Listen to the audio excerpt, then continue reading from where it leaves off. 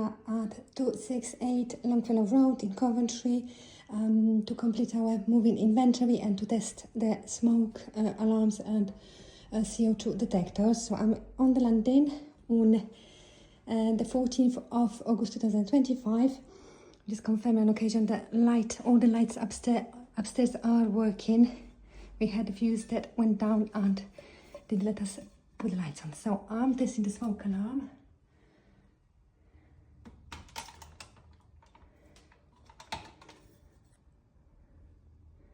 Nearly there.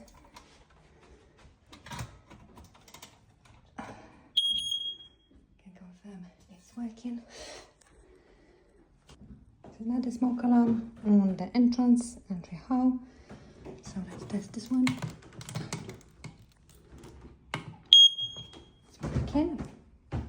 Now we are in the kitchen where we have smoke alarms and carbon dioxide. So let's test the smoke alarm.